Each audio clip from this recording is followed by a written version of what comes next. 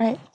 Can you start by introducing yourself and then talking a little bit about why you are running for mayor? Sure. So, Tim Denson, mayoral candidate here for Athens-Clarke County. And I'm running for mayor because Athens has become too unaffordable, and especially for more low-income residents who are struggling here in Athens-Clarke County. And I believe there's something we can do about it.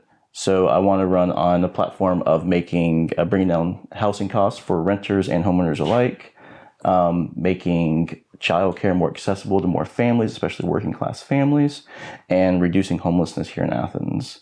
And I believe that I'm the person that's able to do it because I have experience within local government, being a county commissioner for 4 years. They got a lot of policies passed and actually worked on passing budgets, and also being on the school board currently. But also my background as a community organizer who's been doing community organizing here in the Athens area going back to 2011. So I have, I think, a vision for making Athens more affordable and more welcoming to all people, and also the experience to actually enact that vision. You touched a lot on affordability, so that might be the answer to this question. But what issue is most important to you, and how do you plan to address or solve it? Yeah, it would be the affordability. That's a problem that we're seeing across the entire state and the entire country. And I think the biggest way we're seeing that really impact residents is in housing. Especially with seeing rents absolutely skyrocket over the last 5 years. Same thing with property assessments, and therefore people's property taxes increasing drastically. So I believe we really need to take some steps to stop that increasing of housing costs, but also focusing on the other big expenses, like childcare is oftentimes the second largest expense for most families. So finding a way that we can make sure that working class families are able to get that childcare for their kids, but also opening up opportunities for the parents within getting employment or education and such too. And I think there's a lot of other ways. We saw what happened whenever SNAP benefits were cut here in Athens, and how many families are still struggling just to make sure they have food in their kitchens for their kids and for themselves.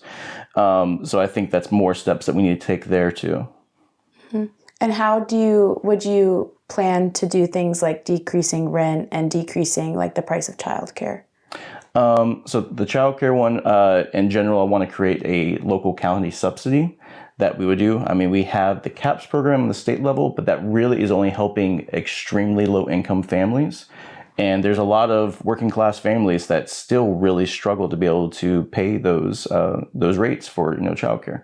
So what I want to do is actually pay for that by creating a regulation fee on vapes, so that every business here in the county that sells vapes at all will have to pay this regulation fee every year, and we'll put that money aside to ensure that we have childcare subsidies in place for those working class families. And the way we can do it is that we can use already the childcare providers who are here in the county, and so we would work with them to be able to create those subsidies, so that we're not having to create a whole municipal childcare system. We can use the providers who are already here, but increase their capacity and then increase the number of spots for working class families. For housing, it's a lot more complicated. And so we need to take a lot of different steps there. For one thing, we need to increase the housing supply. We do not have enough housing here in Athens-Clarke County, and we're seeing what happens whenever you don't have enough supply, but demand keeps increasing, costs increase. So one thing we just need to do is get out of our own way, have a better zoning code that's allowing more dense housing to be created, and have it where the housing can be created in a more affordable way. Especially more affordable models such as cottage courts, triplexes, quadplexes, a lot of these different kind of things that oftentimes are a cheaper form of housing, but in many areas here in Athens-Clarke County, developers are banned from being able to create that kind of housing there.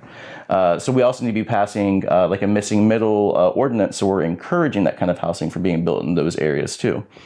Besides that part, that will take care of the more of the market rate kind of problem that we're seeing, just us creating more. We still have to help out those folks who are, just not making enough money to be able to get by. And for that, we're going to need to have more subsidized programs. And that's where I think the inclusionary housing ordinance that we've had in place, which is started finally creating units and started bringing in money into our affordable housing fund. That, I think, is a way that we can be creating more affordable housing units. And so I want to expand the inclusionary ordinances that we have. We were always intended to create 3 different ordinances. Whenever I was on the commission, we created the first one, got it passed, it's been working, but we have never revisited it and created those other 2. So one of the first things that I would do if I'm elected mayor would be to put back in place the inclusionary housing committee that we had before. The last part is where we need those folks who are really struggling, the people who are unhoused right now, the people who are not going to be able to afford quality housing without a deep subsidy. And that's where we're going to need to be creating actual social housing, that the government is going to have to step in and really have a deep subsidy that's going to bring down those costs. That's where we can be using the Affordable Housing Fund to be able to create more affordable housing units for those people who need, subsidies at like 50% area median income or even possibly below. So we're going to kind of have to go at it for those 3 different kind of areas, and it's going to take different solutions to tackle all of those. So, but I'm committed to this. I've been studying housing policy for years. I'm familiar with a lot of the programs, and definitely going to come into the mayor's office just set that we're going to have to do all of these things and work with the commission to bring them along with me. Mm-hmm. So you mentioned inclusionary zoning policy. You also, regarding homelessness, created the eviction prevention program, which kept a lot of or hundreds of families housed. So you've had that experience. You mentioned wanting to go back to inclusionary zoning. Are you planning to continue the eviction prevention program as well? And then what new initiatives do you have in mind for decreasing homelessness? Definitely. We need to keep the eviction prevention program permanent. I want to see it permanently put into the budget. It is proven to work. Honestly, the most effective way of stopping homelessness is to not let people become homeless in the first place, and that's really what the eviction prevention program is about. And it's one of those policies it's a win-win-win. I mean, the landlords get their back rent they haven't been paid, so they end up happy. The tenants get to stay in their home, so they're happy. And then the community doesn't have to burden the cost of another family being homeless on our streets. And so that helps. So it really is, to me, it's an absolute no-brainer that has actual cost savings built into it across the community. So that part needs to be permanently in there. Outside of that, really, I'm setting a moonshot goal saying that we can cut chronic homelessness in half by 2035. The way that we're going to have to do that is through housing first policies and permanent supportive housing. I've worked with individuals who have experienced chronic homelessness now for years. A lot of times we're looking at healthcare issues, addiction issues, people with intellectual disabilities, mental health, a lot of pretty large barriers there that are really keeping them out of housing. And so the model that's been shown to work is you get them into housing first and foremost, so they have a place to live. And then we connect them to the wraparound services they need and a case manager who will help them remove those barriers that created the homelessness in the first place.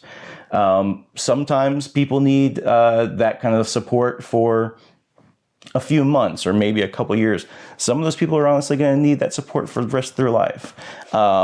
But again, it's worth it doing this. We actually see overall cost savings because then those people have better health outcomes, better mental health outcomes.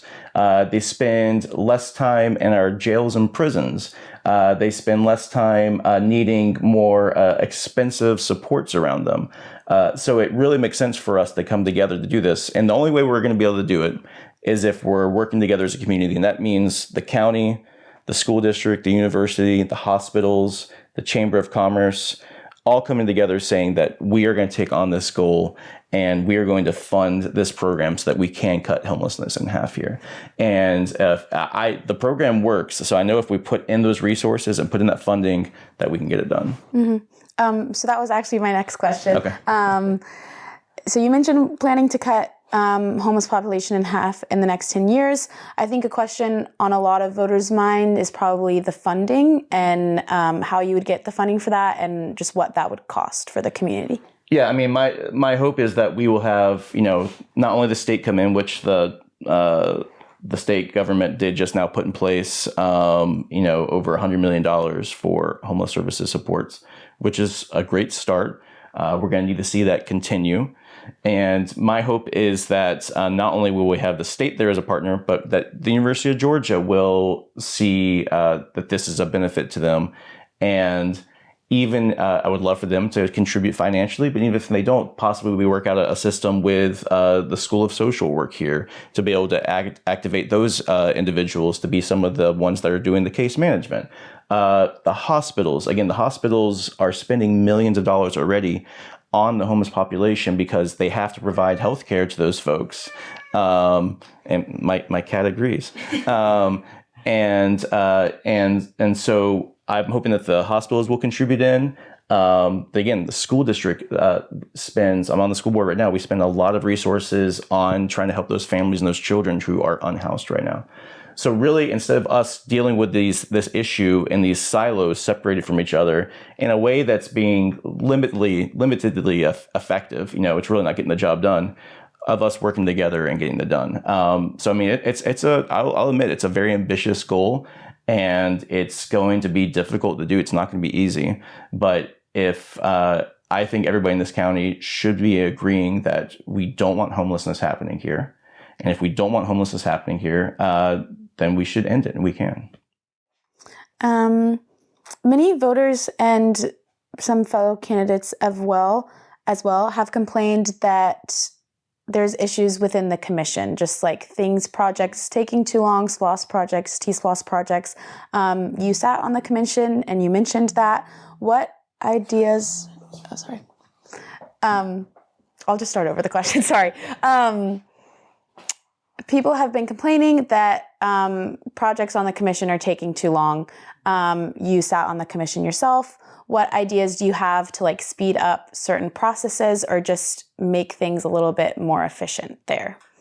Yeah, I mean, we definitely have seen that happen. I think actually since I left the commission, we've seen it get worse.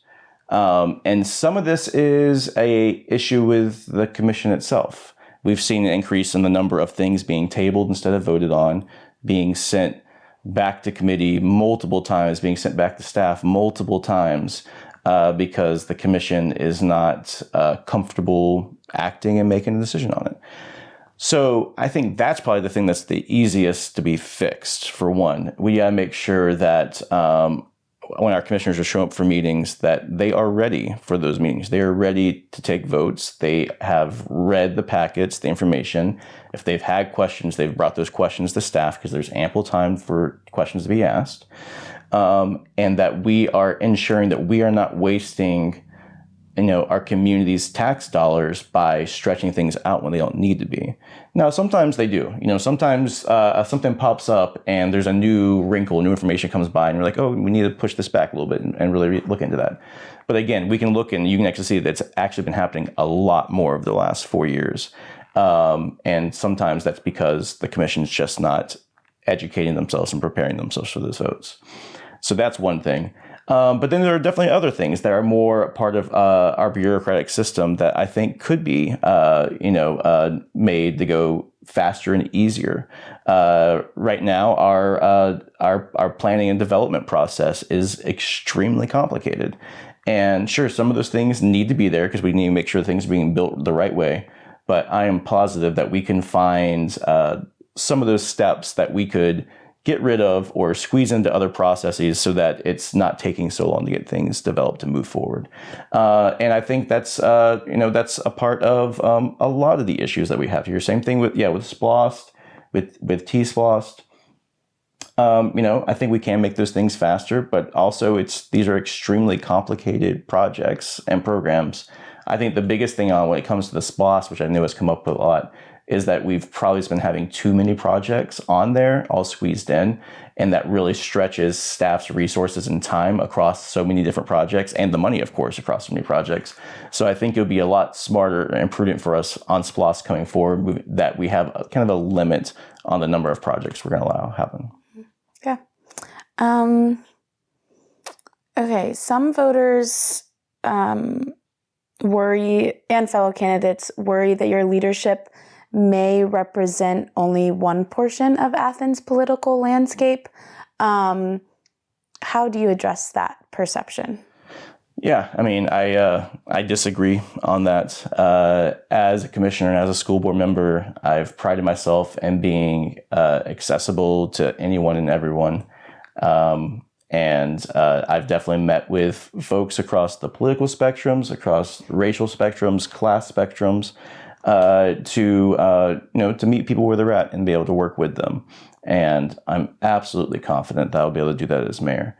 I think sometimes where that perception falsely comes from is that I do, say loudly and confidently that I'm going to prioritize those folks who have been left out so often more.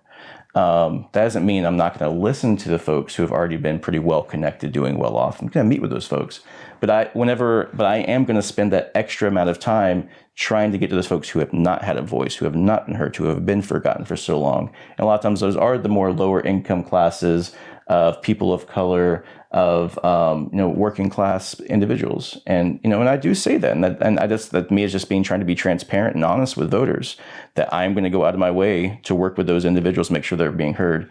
But that doesn't mean I'm not going to work with others. It's just showing where my priorities, and that's because I think we need to have an equitable direction when it comes to our government, especially our local government, where people have been ignored for too long, and we need to reverse that. Okay, this is my last question, but why should Athenians vote for you over the other candidates? Sure.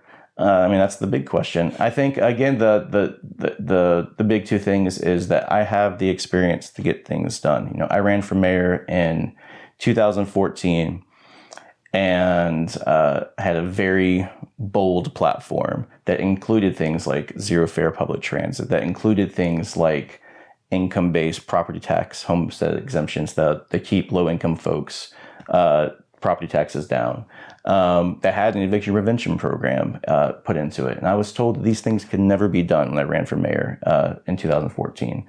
And then you look forward, we got those things done. It was hard, but I was tenacious at those things and worked on it and pushed through, and was able to get commissioners who don't necessarily agree with all of my political ideas, but got them to vote for those things and got them passed. Most of those things, if not all of them, were complete, every single commissioner voting for them.